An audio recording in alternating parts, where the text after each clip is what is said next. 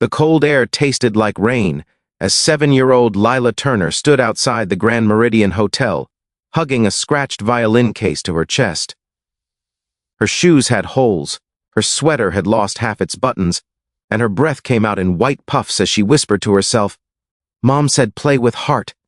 Everything else will follow." Her mother had been gone 4 months, lost to an illness no one in their poor neighborhood could afford to fight. Since then, Lila lived with her aunt, who loved her but struggled to provide. Music had become the last thread tying Lila to her mother, who had taught her to play lullabies on this very violin. She played at the hotel entrance every evening, earning coins from travelers who pitied her or, sometimes, truly listened. Inside the hotel that night, a charity gala glittered with crystal chandeliers and designer gowns. Billionaires walked in and out, laughing at jokes that cost more than Lila's rent.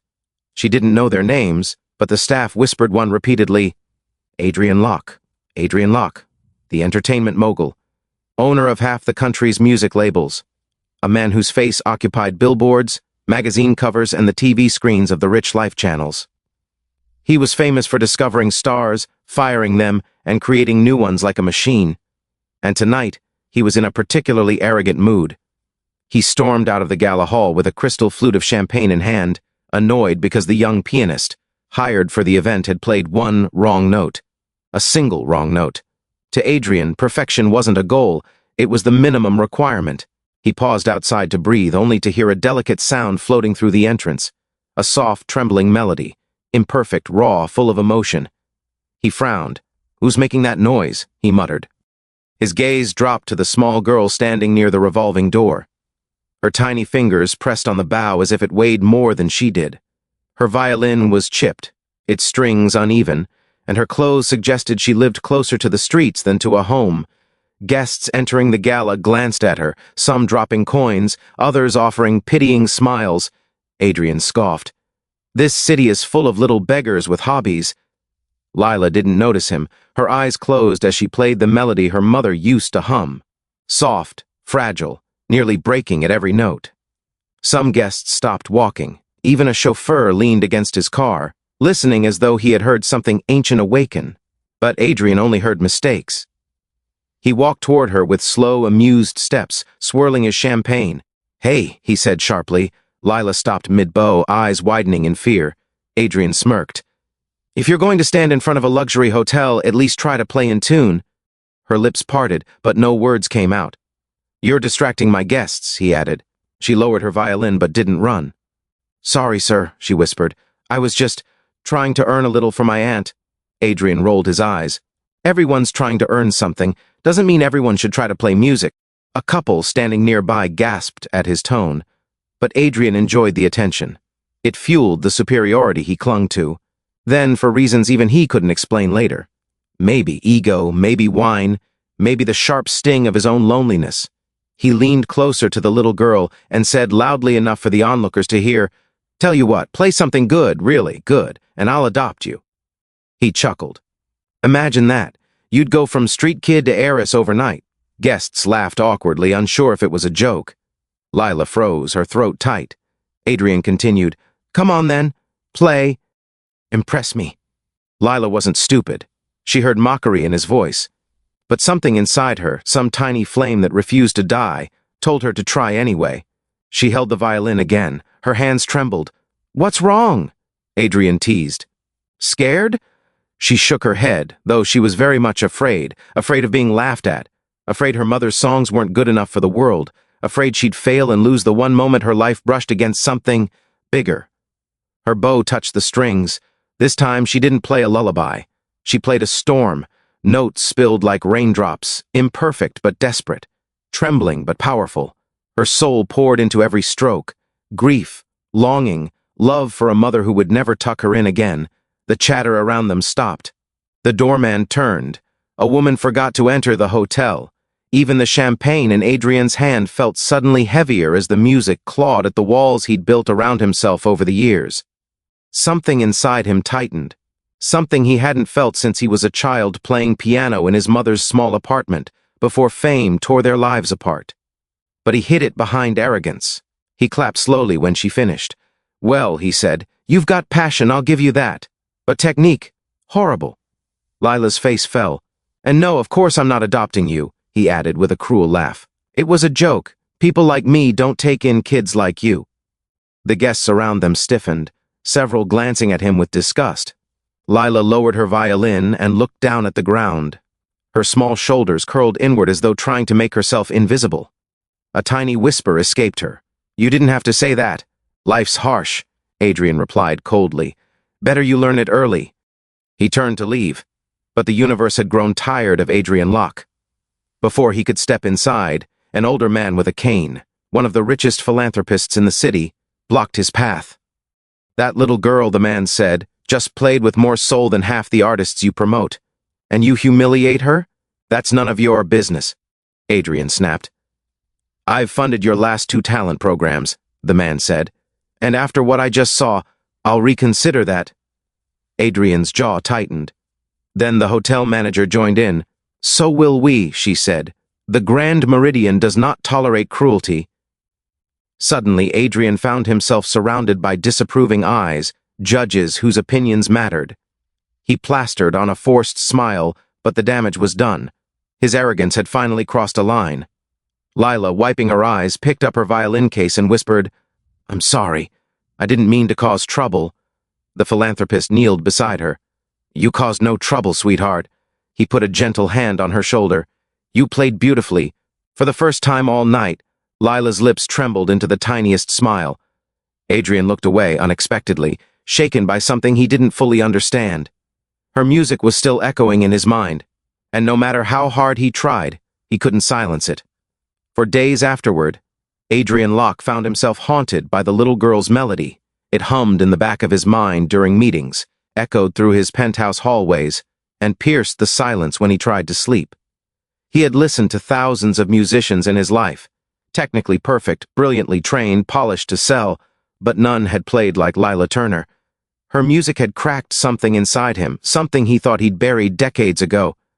On the 4th night, he finally snapped at his assistant.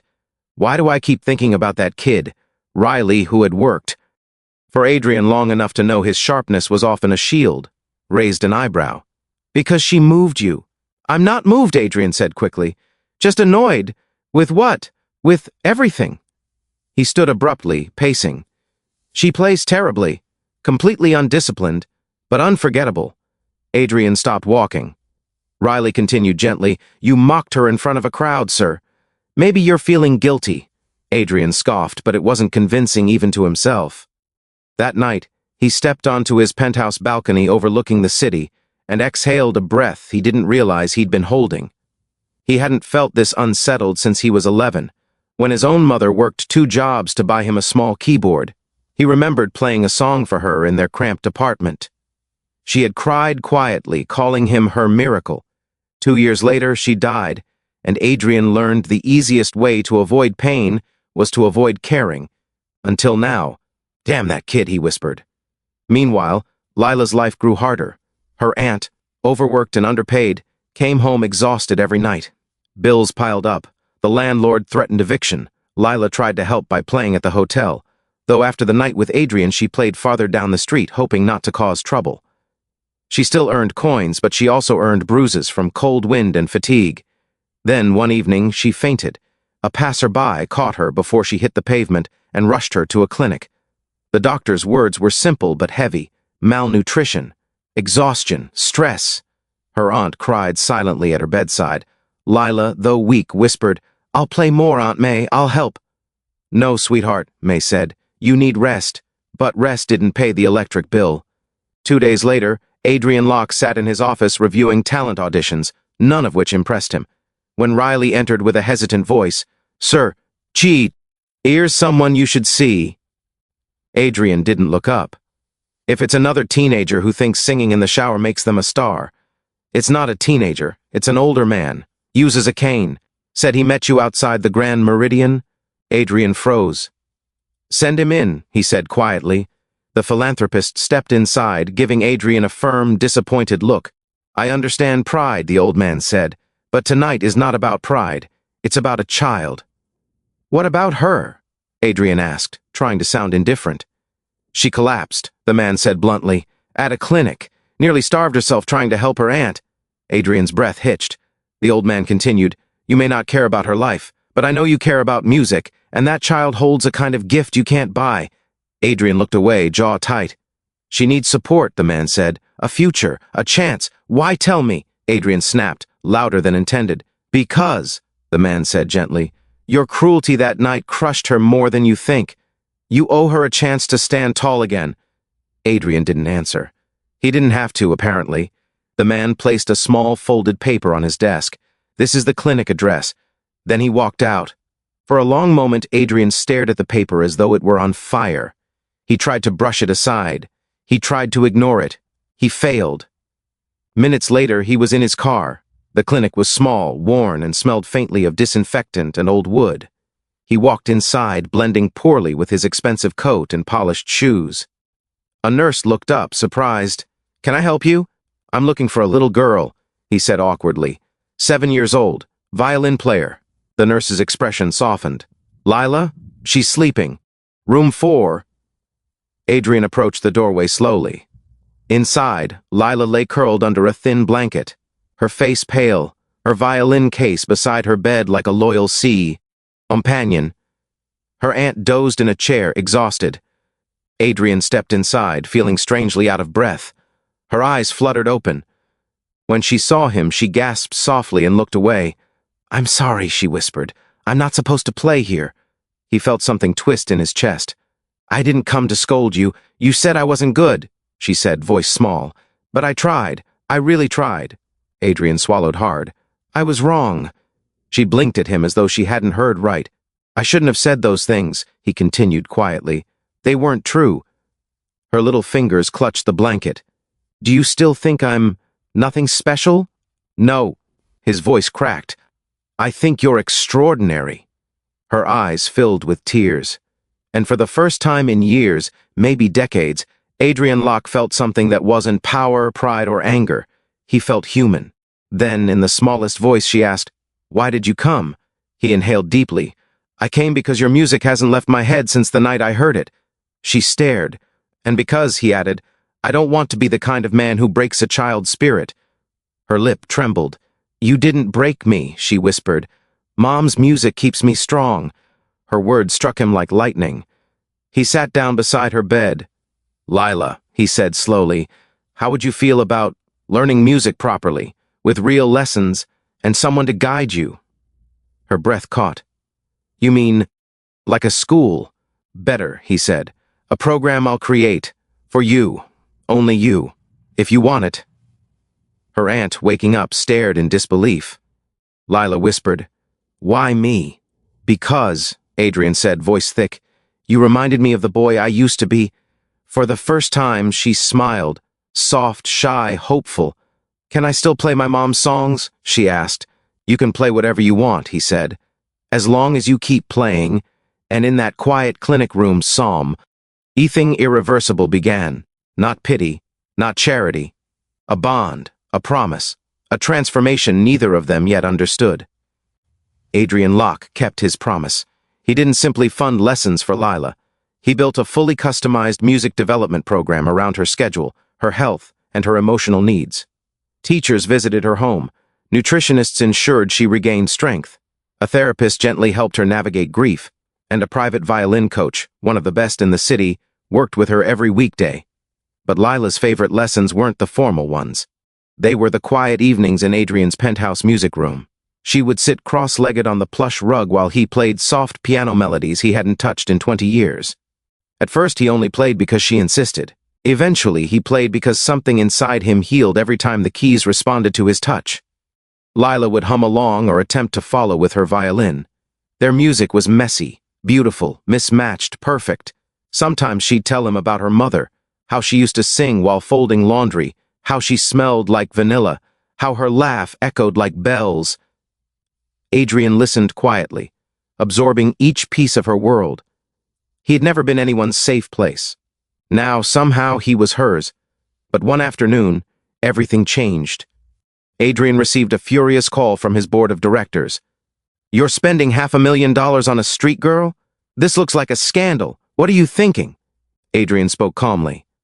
"I'm thinking that she's worth it." "It's irresponsible," one board member snapped. Your reputation is at risk." "My reputation," Adrian said, "is the least important thing in this conversation." He ended the call and stood alone in his office, staring out the window. For most of his life, he'd climbed a ladder lined with diamonds and arrogance, stepping on anyone blocking his way. Now, for the first time, he found something worth protecting. Later that evening, during Lila's lesson, he noticed her bow trembling slightly. She wasn't playing wrong notes. She was playing safe ones, carefully, fearfully. "Lila," he said gently, "what's wrong?" She looked down. "Everyone is talking about you on the internet." "Ah, of course. People say you're wasting money on me," she whispered. Adrian's chest tightened. "Do you believe that?" Her eyes glistened. "I don't want to make your life harder."